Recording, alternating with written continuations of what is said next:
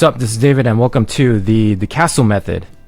So everything you see here is a work in progress and I'm installing it myself, this business model, in my business as we speak. And I've encountered similar versions of this model in this, like this coaching space. So like some of my coaches have like a very similar model, so I know it works. But this is like my own version of it. And we are using massive digital leverage within this model. So digital leverage just means like instead of using sales calls, we are using Google Docs, and instead of replacing a lot of things with like AI and digital tools. So the philosophy is this: the business model you choose dictates how you spend your time, energy, and results you ultimately generate for yourself and others, right? Probably the biggest factor that determines the quality of your life. Yet most people do not spend much time thinking about it at all. Maybe they spend no time thinking about it, If it's not the biggest decision you make, it is pretty damn close, I want to say. So we design your business around an epic life that you design, not the other way around, okay? So you shouldn't design your life around your business. You should design your business around your freaking epic life. So it's less about building a business and more about building a life that a business feeds, an epic life. So we intentionally use ways with very, very high rates of leverage. And as I talked about, like, we're using digital leverage, right? The default structure today is having several different offers. So like in the past, we used to do this. We used to have like a course, like a different mastermind and a community and one-on-one. And we used to have like need to like create different content for all these different things. And then we had to like sell it all these different ways. So we used to create different content for each of them, right? It's a lot of energy input, several different ways, which divides attention and energy. So it's kind of like this, like it diverts focus, right? Diverts focus. So if you have energy input, we put it into like one thing, and then we input another energy input into like thing 2, and then thing 3, and then thing 4. And then we separate this kind of like energy, right? And so like we get millimeters of progress in like many different ways, right? So the improvement of one thing does not bleed into the others. So like I said, like say you have like 4 different products you're selling. You're selling an ebook, a course, a mastermind, and a community. It's not multiplied by 4. Like if you improve your ebook, you don't multiply by 4. It's multiplied by 1/4, right? Only 25% gets better. And it only makes one thing better. The other 3 also demand your attention, so you can't really be fully present to like one thing, right? Introducing the castle method, the castle offer, right? And again, like I'm standing on the shoulders of giants. There's like similar models like this. This is just my own version of it, and using digital leverage. So we monetize proximity, not things. We scale vertically this way rather than horizontally by selling many different things. We sell across many different price points, all with a single offer, or more like it's like a single product, but then we're just kind of like selling it in different ways. And I'll explain that in a little bit here.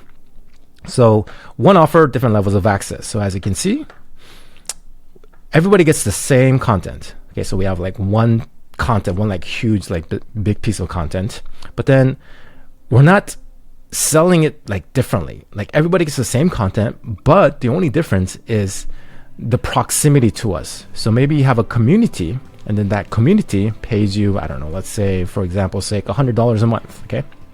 And then we have an inner circle, they pay you more money, and let's say that's $200 a month, and these are just example numbers, right? And then you have a one-on-one, and let's say that's like $4,000 a month or whatever. So it's all the same content, but just one offer, and that is it. And that like simplifies everything. The castle is a single offer with multiple access points inside it. Other business models is like we either sold like a $10,000 like one-on-one consulting program, or like $0, right? But not everyone wants one-on-one, nor can they afford it right away. So you're leaving a lot of money on the table if you think about it. Or we sold maybe a community, right? We sold a community for $100 a month. But there are people inside that community that would gladly pay like $10K a month for like one-on-one, or like $7,000 of dollars to be like in a smaller like mastermind group, right? So you're leaving a lot of money on the table. But with the castle structure, we extract cash out of your audience that's laying dormant there, making it a much more profitable business. And here's like another view of the castle. So I see this as like a top-down view. So this is kind of like the moat around here, around this castle. So as you can see, we are selling access, right? So like we maybe give them trials and temporary access, and then we give them content and training and workshops, and then we give them community access, group access, and one-on-one access, right? So here's a little example, right? It can consist of, and this is very flexible, by the way, you can customize this however way you see fit for your life. Remember, we are structuring a business around our life, not the other way around, right? So we want to structure it to how you want to live and your lifestyle. So one-on-one consulting, these are like the highest paying clients, and you can have weekly calls with these one-on-one clients. You can give them access to DMs. You can give them access to, of course, the group calls and community as well. So the one-on-ones, they get all of this, right? They get everything, right? Full access to content, and then, for example, you can charge maybe like $400 to $1,000 a week. A group, less time commitment than one-on-one, because you're gathering a group of people, and maybe like 1 to 2 calls a week, and you can service the Q&As, and it's semi-tailored, so it's good for them, and they also get full access to the content, and then you can charge maybe $200 to $400 a week, and then so they have access to everything above, just not the one-on-one access. And then a community, little access from you, but then you can, of course, answering basic questions in the community. No access to group calls, so they don't have any access to the group calls. And then, of course, they like help each other and like celebrate together. But then they also have full access to the content. Or this is also flexible. Maybe you can lock some access to some contents, and you can easily do this easily in like Skool, or you can do it in WAP.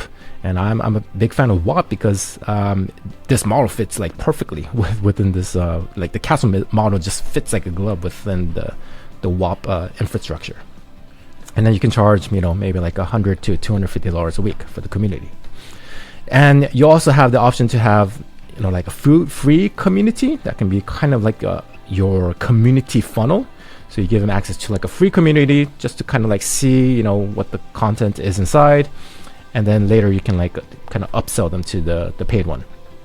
And so you're giving them what is required for them to get the core result, or at least to like kind of start their way, right? So this way you provide everything in your world a pathway to success suited to the way they like to consume information. Because some people don't want a one-on-one coach, and that's maybe not the best way that they learn. Some others, they really want the one-on-one way because it brings them more accountability. But some people they just want like the community and the content, and then they're good, right? So it gives them a very customizable path to the goal that they're trying to reach. So you give them a path to get closer proximity to you by making their way up the castle if they want to. So with other business models, it's rare that improvement in one area makes everything other better. So like I said above, like if you are writing an ebook and you have like 4 different products, it's not multiplied by 4, it's multiplied by 1/4, right? But with the castle structure, like doing one thing, making the content or making like a workshop, making it better, it improves every other area of the castle, because it's like vertical. It's because it is vertical, you're making everything else better. Because if you make this better, everybody in the freaking castle world gets better content. So it makes everything better, right? So where was I? Okay. So for example, if I took time to improve a certain workshop, it takes me away from everything else, right? So I have to like focus on this thing, like the ebook example, like focus on the ebook, and then like it takes me time away, costing me opportunity cost. But because the castle is vertical, it directly affects everything else. What was once a low ROI task, like recreating like a workshop or a content, or maybe creating that ebook, becomes high ROI because the improvement drips into every level, from like the first time one-time buyers all the way to the highest paying clients. It affects the community, the group, the consulting, and one-time buyers via workshops, creating extra cash. Like I said, everything, it affects everybody, right? It affects everybody. So I also create an asset that will serve me for a very long time, right? So we are stacking digital assets. I can also use it as a lead magnet if I want. So I don't have to like go out there and create a separate lead magnet. And so we have the advantage of pure simplicity and focus. Just one offer, or like, I guess like one like big content, and then kind of like different ways you can sell that offer. And you get exponential focus because all your energy input, instead of like diverting it into like multiple different ways, when we put it onto one thing and one thing only, we get kilometers of progress versus millimeters of progress. Okay. Also allows for reduced stress, knowing that you can focus on one thing, right? Allows for flow state, allows you to create a high quality training, knowing that it will help everybody. It will help everybody down the line. Also makes it enjoyable because you can get rewarded quickly by selling it as a one-off. It's a huge psychological change. It's like, because I want to convert these future leads into customers and the customers into clients, you want to create something that's high quality, because it's like, if you're doing a workshop, you're already doing it for your existing clients anyways, right? And then you invite like these new people, your new prospects for like $100 a ticket to the workshop, right? And because you know these people are joining and they have the potential to become your client, you produce a really high quality piece of content because you want to convert them into clients. So it's very psychological. And most importantly, you get financially rewarded for focusing on your art, because like I said, you can sell these as a one-time offer, like a one-time workshop, live workshop. And most coaches like the art aspect more so than the business aspect, right? Rather than being a coach who happens to do the art, you become an artist, or you become like the person of your craft who happens to teach and make a lot of money doing it, right? So for example, if you're like into health and fitness, you become like that health and fitness type of person, like the artist of like health and fitness. And then on top of that, you're doing the training of the other people, right? So you become an artist of that who happens to teach. And of course, making a lot of money doing it. So customer to client dynamics. To generate a client, we break it into different phases here. So let's add some definitions here. So lead, what is a lead? Lead is somebody who's interested and you can communicate with, okay? So a lead is most likely in our world, somebody who you have email access to, okay? You have their email. Customer is someone who has transacted with us. So these are maybe like one-time buyers. They bought like I don't know, like a $9 digital product from you, or they bought a ticket to your workshop. Okay, so these are like one-time people who have transacted with us at least once. And a client is someone who we commit time and resources to. So these are like the recurring payment clients. And to convert to a client efficiently, we demonstrate competence at each stage. So people can skip steps, by the way. So people can go to, from like a lead to all the way to a client, which is the old way. Again, we relied on like, hey, the old way was to like get a lead, get them on a phone call and convert them right into like a high paying client. But again, these are exceptions and not necessarily the rule. So the old way, we went from lead straight to client. So it kind of looks like this, right? So we had somebody who we got an email from, and then we invited them to like a one-on-one call, and then we straight up pitched them the high ticket thing, right? And then it led to skipping a lot of steps because there's a lot of gaps here. So the key is to add steps in between. We want to add some steps in between. Taking someone from lead to customer first is a crucial step. The first step is the most important because it separates the buyers from like the freebie seekers. Okay, so what we want to do, instead of doing this, because this it's like skipping many steps, what we can do is like, hey, I have a digital product for like $100 or like a $100 workshop. Hey, why don't you join the community? Or maybe you can have like a paid trial to the community, and then they can kind of get an idea what it feels like to be in the community, and then you invite them, upsell them to the inner circle, and then maybe to the one-on-one. Okay, and this depends, right? Like maybe after the workshop, it's like, hey, I think this person is a right fit for a one-on-one client, and then you can give them an offer to the one-on-one instead of like these ones. So for a client to ascend and identify themselves, we must understand intent and desire. And the fastest way to understand intent and desire is to initiate a transaction. So we want them as fast as possible, at least, to like kind of initiate a transaction, to know that they are serious and not just like some freebie seekers. Okay, we don't want like non-buyers in our audience, or at least as much as possible. So here's like the money line, right? So you have a lead, maybe they downloaded like a free lead magnet, and then we kind of want to cross this money line threshold as fast as possible. So maybe we get them to like a paid trial, or maybe we get them to like $100 workshop. Whatever it is, we want them to have like cross that money line, get them over that money line. And we get someone to give you money, okay? And you do this by gaining their attention and trust, by demonstrating you have something they desire. A customer emotion tends to stay in motion, by the way. That's why like funnel upsells work, right? Because like, hey, I bought this thing, I might as well buy this thing, So just keep that in mind. And they have voted with their dollars that they have an intent to learn from you and exchange that for money, okay? And how we do this, how we get somebody over this money line as efficiently as possible, is we do it with what I like to call sample theory. So most people, they want a sample first. So again, like the problem with like the old way of doing things is like we get on a phone call and we pitch them this high ticket thing, but they never really like sample our stuff first, So like most people, they want to like test drive stuff first. Like maybe they want to test drive the Porsche or the Lambo to make sure that's like something that they want to drive, they enjoy driving, right? Or like in Costco, right? You go to Costco and what do? They sell, or not sell, but then they send you a little sample. They have like tables, and then they have like samples of the product before you actually buy the entire thing, right? So people want to try out samples before buying the whole thing usually. So we use the Costco method of selling things with sample theory. So that first step is important. You want to make it as low friction and as easy as possible.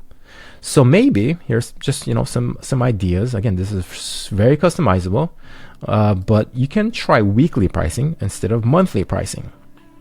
You can try one-time workshop tickets. You can invite guests to join.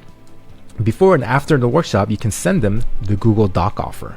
So like before the workshop, you can be like, okay, so for those of you who are new, I'm just gonna leave the Google Doc offer here, and then at the end you can pitch them again on the upsell to like the community or the group or one-on-one, whatever. You can also have paid trials, so that they are actually transacting with you, right? So maybe you can give them like a $9 1-week trial, and then have them automatically enroll them after that first week if they do not cancel, right? And invite them to join after the trial, or you can do it this way, right? By sending them a Google Doc. Or you can sell maybe like one module of your old training as like a lead magnet, like a $9 or $20 lead magnet. So shortcuts, cheat sheets, templates for anywhere between $7 to $50, and you can be creative with this, right? And workshops. So like I said this before, like you're doing these workshops for your existing clients and your community group, your group, whatever. Anyways, you're just sending an invite to your audience who haven't bought before, to your prospects for like $100, okay? And so that they can kind of sample your program. And by selling the training as a one-off, you just magically created extra cash that was trapped in your audience. You're doing this for like extra cash. You just, out of thin air, you created extra cash. So it's win-win. They get a sample, you make money, and you have a chance of getting more clients into the program. Okay, weekly pricing instead of monthly. And this really helps because the now price is so much smaller than the monthly. It's like 1/4 of the monthly price, right? And then you can always convert them into monthly later on if you want. Okay, so like that weekly now price, the price they have to pay right now, is like a lot smaller than the monthly one. And lowering that price, it helps them get across that money line again. Money line across, and we're using sample theory to get them across the line. Also, asset stacking. Because your existing clients are consistently being delivered new and refined content from you via doing like these workshops, you're building a growing library of training and templates for both existing and new clients. So it does two things. It retains existing clients because they're getting like these new information and like tactics from you, and it also stacks digital assets. Also stacks like your branding too, but then that's a separate thing. Your offer gets more and more valuable over time because you have this library of like stacked digital assets, right? And your MRR should go up to reflect the value as long as you keep making offers, right? So here's like an example of like a monthly workflow. So maybe you hold 1 to 2 workshops a month for your clients, and then you sell tickets to that workshop, thereby creating a customer. And then you invite the customers during that workshop to become clients during the workshop, right? Announce the workshop to the email list and your community, and then schedule it on the community calendar. And it's very easy to do on either Skool or WAP. All right, so let's get into the sushi method. So the sushi method, also like to call it the revolving offer. So the question is, okay, what to sell and when do I sell these? Okay, so some things we can sell, and again, you can be creative with this, right? So one-on-one offers, group, community, workshops, old training, and paid trials. And on paper, at least, one offer is enough. Like you just have like one thing, and then you can sell the community, you can sell the group, and the one-on-one. That might be enough, right? Just do more volume, the offer should sell. But in the real world, just like banner blindness is a thing, like ad blindness, offer blindness is also a real thing, right? We fix this with the sushi method and the revolving offer idea. So we cycle through different levels of our castle on the front end, essentially breaking our offer into different components until somebody bites. So I want you to visualize this, right? So think about Japanese like sushi cuisine. If you think about it, like the ingredients are like only 3 things. It's like fish, rice, and seaweed. Like everything in this picture is like, there's fish, there's rice, and there's seaweed. And then there's like, there's fish here, and then there's rice, and then there's only fish here, right? So it's like a combination of these 3 things. And that's it. And they just have like different offers of the same ingredients. So the same ingredients, just in different packages, right? And combinations. So sushi, nigiri is just fish and rice, right? And sashimi is just raw fish. And then maki is seaweed, rice, and fish, and then temaki is like the bigger one. So what we're doing is we are revolving and cycling through different types of sushi so that it stays fresh to the prospect's eye. Okay, and I like to give you an example of the conveyor belt sushi restaurant, right? Conveyor belt sushi restaurant. You have like this big conveyor belt in those restaurants, and the sushi just goes by you. And then if you're offering the same thing every single time, so if you're offering only like this salmon sushi thing again and again and again, like some people just might not want that. Some people might, they'll go out and grab it, but some people might not. So we are revolving it with different kinds of sushi, different kinds of offers, right? Maybe somebody wants this one instead of this salmon one, or maybe somebody wants the tuna one, right? So we create different kinds of sushi offers until they freaking pick one and eat it. And then we get them across that money line. Some will want the one-on-one, or some will want the workshop ticket. Some will want the one-on-one. Some will want the community. Some will want a trial run first, okay? So we alternate between the offers.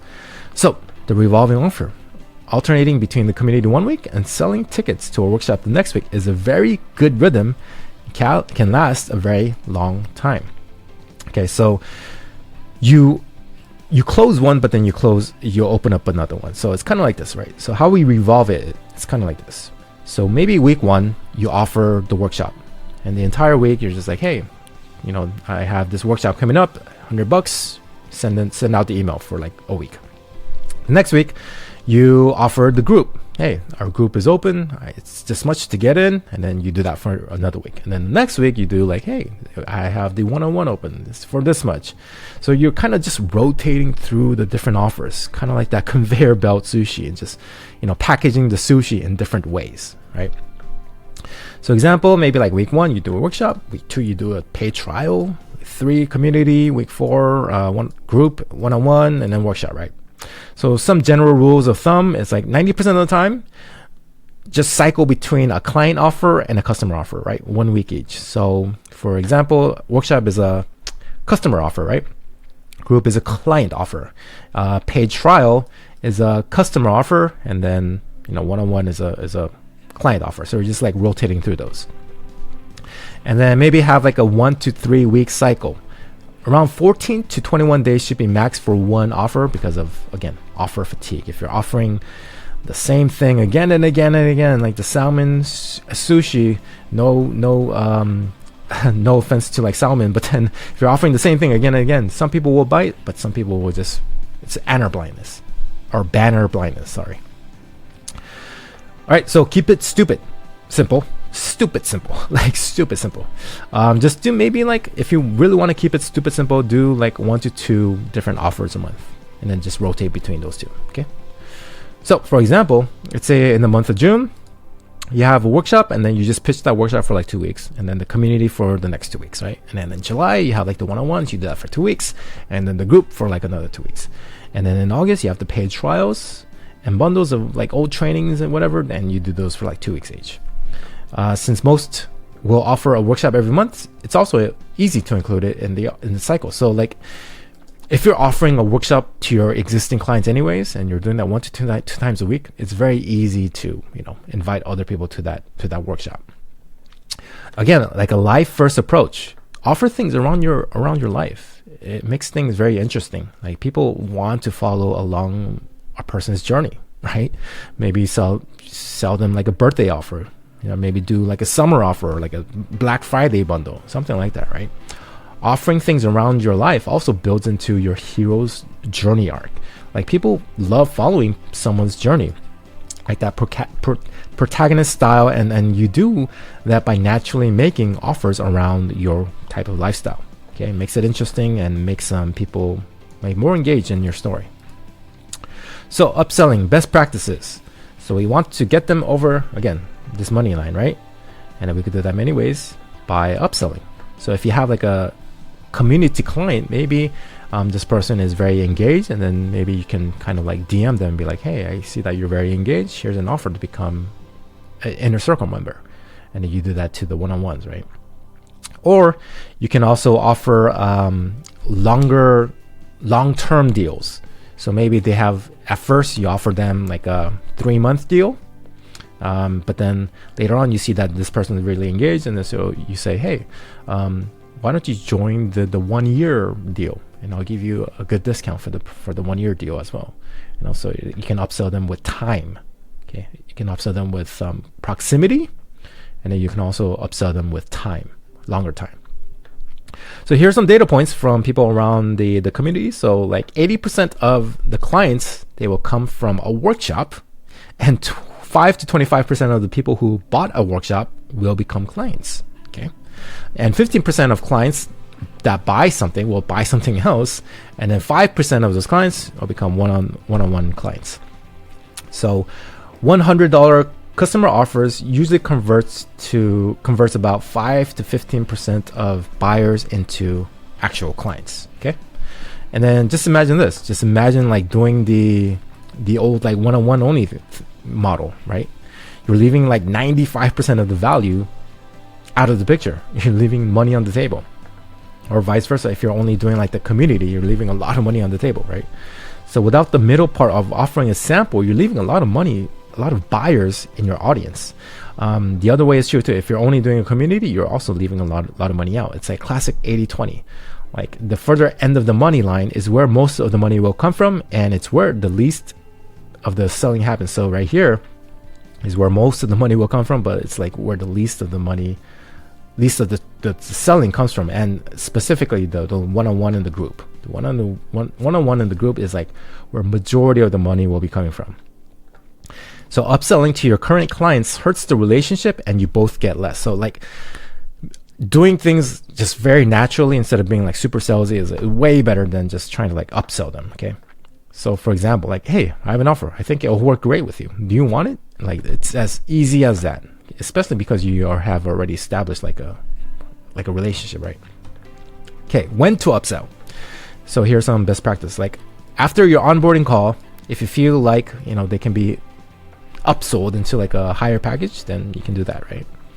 Or monthly, like it's like a specific month. You can name any random month. It's like, hey, I'm doing a special thing in September. Do you want in on it? You know what I mean? You can also use private DMs, of course. You can upsell in your cart if you want to include that in like your cart checkout thing, or upsell after like a checkout. You know, like the usual like digital funnel thing. And put yourself in their shoes, right? Because it's you have to see like, okay, how can I help this client? What is very, very useful to this client, right? And if you zoom in on the details, you can actually find that out. So just think like how can I help this person more? Like how can they achieve this result faster, better, more customized, whatever? And what makes sense for them in their current situation. So you don't want to say the same things to like two different people, because they might be in different levels. Like one person might, I don't know, they might want to lose. Maybe they're a bigger person and they're just starting out in their like exercises and workouts, and they want to lose X amount of pounds. That's different from somebody who wants to put on X amount of muscle, you know, so it's very different. So you can't upsell everyone. Okay, not everyone will buy and you will be disappointed. So just keep that in mind. It's just natural part of business, okay? So our goal is to extract as much value as we can out of people who are willing to pay, okay? Everyone has a max they're willing to invest, but we don't know that number, and then they also don't know that number, you know? So what we can do is just to continue making offers. And that is it. Just continue to make offers. This is just our business. This is just how our business runs. And this is a habit we should have for all of our business. So here's kind of like a example, like daily workflow. It's like make offers every day, like via email. You can upsell and downsell them in the DMs, like we talked about with the sushi method, right? Revolving sushi method. Like every day for week 1, you have a workshop, send out an email every day to, you know, promote that workshop, and then next week to send out an email every day for the group, okay? And then upsell and downsell in the DMs, okay? And then here are some upselling templates, and use one that makes most sense for them in their situation. And so you can just click on this and you can just copy it to your Drive and, you know, customize it to in your own voice. So the math to hit our target, okay? So this is a very flexible model to get to that 30 to 50K in MRR, right? So I just did some basic math, and then this can go many different ways, like go 1,000 different ways. But okay, to get to 30K, let's say you want to do 8 one-on-one clients, okay? So let's pretend like your price is $500 a week. That gets us to 16K. And let's say you also have a community, and then you price that at 100 a week. That puts us at 14K, and you add that together, that is 30K in MRR. And this is like 8 hours of calls a week, and you answer, you know, community questions. And to get there in 12 months, all you have to do is sign 0.8 clients a week, and that's all you got to do. So total work is like maybe 20 hours a week. So that's about maybe like 4 hours a day. This is including like the calls, the content creation, and like the emails. So maybe like 4 hours a day of work. That's all we got to do, right? And to get to 50K a week, and by the way, you can raise prices on all of these, and you can get there just that easier by raising the prices. But let's pretend, okay, you want to keep like the same 8 one-on-one clients, and then let's say you added more people to the community, and then you also added like a group. So you have like 20 people in your inner circle now, and you charge them more per week. Okay, so if you add these up, you get $52,000 in MRR, and this is maybe about 9.5 hours a week because we added the group. And of course, you're answering community questions. To get there in 12 months, you sign maybe like 1.5 clients a week. And this is, you know, very easy to do if you're making offers every day, and especially if you're turning on the ads. It's very easy to do. You can also get there faster by raising prices periodically, right?